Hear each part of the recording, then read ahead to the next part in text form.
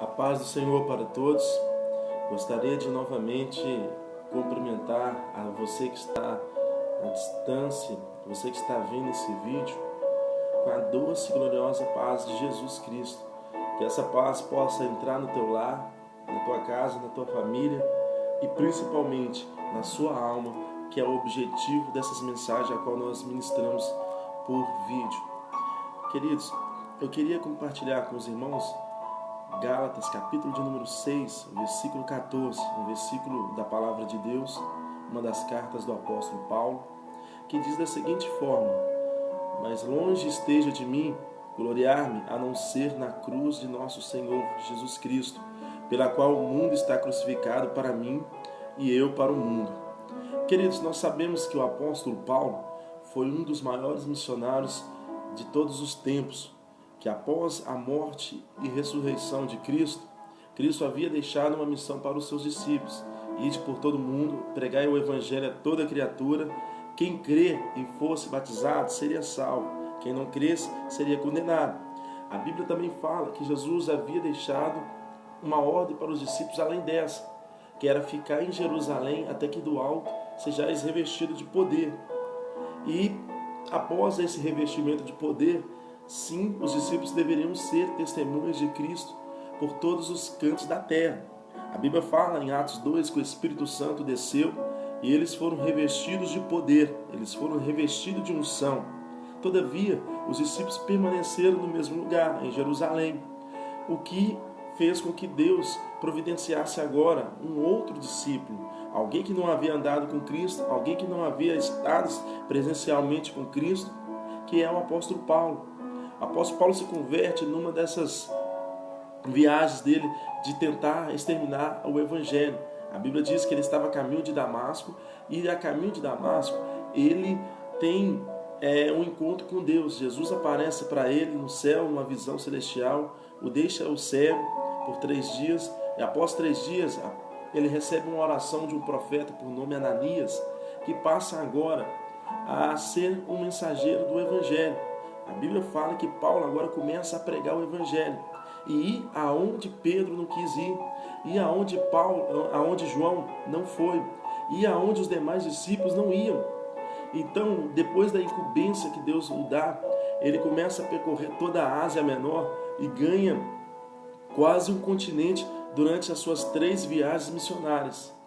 E nisso, amados, após estruturar as igrejas, instaurar as igrejas e estabelecer dentro delas a doutrina do Evangelho de Cristo, Paulo agora ele se vê numa situação que ele não esperava. Ele começa a enxergar dentro da igreja um evangelho torto, um evangelho a qual ele não estava pregando, um evangelho das coisas fáceis, um evangelho diferente do que a cruz de Cristo. Alguma vez alguém perguntou para ele quais são as suas credenciais, e ele responde: as minhas credenciais são a marca de Cristo, o evangelho de Cristo. As minhas credenciais são Jesus Cristo curando, são Jesus Cristo batizando. As credenciais do missionário Paulo era naufrágio, era açoite, era vidas sendo transformadas.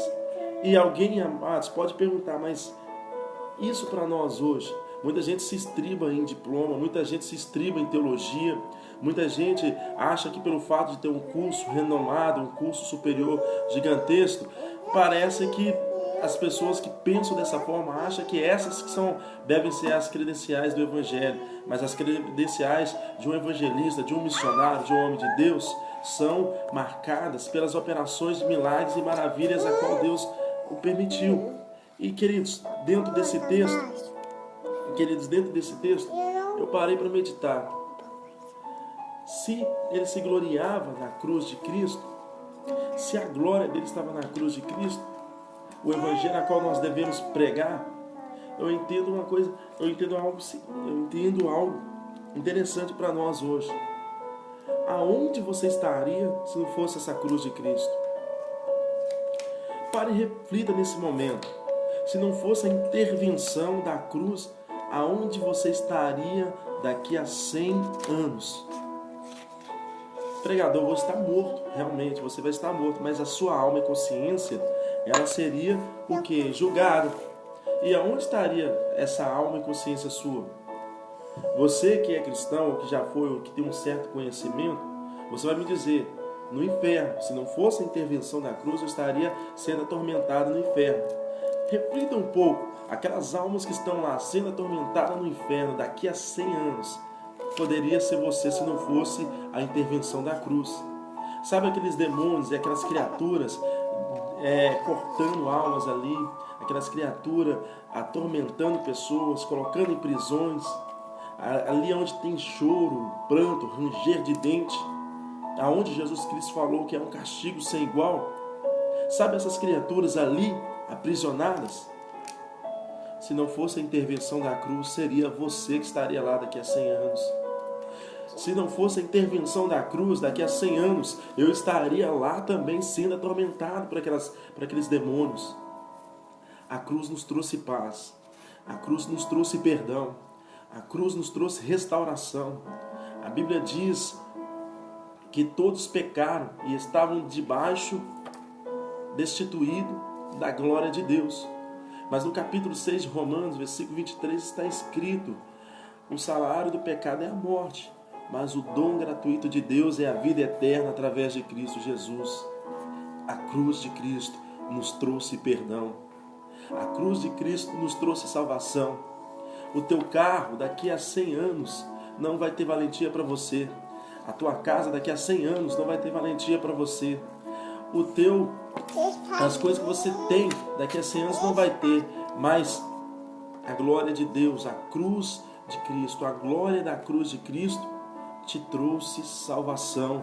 Ela vai ter valentia para você, porque daqui a 100 anos, quando o dinheiro não puder mais te valer, quando as riquezas desse mundo, quando a tua casa luxuosa, quando o teu carro de última geração, quando os seus smartphones, quando tudo aquilo que tiver na terra não poder mais te valer, a cruz te vale, porque é ela que nos dá a salvação através de Jesus Cristo.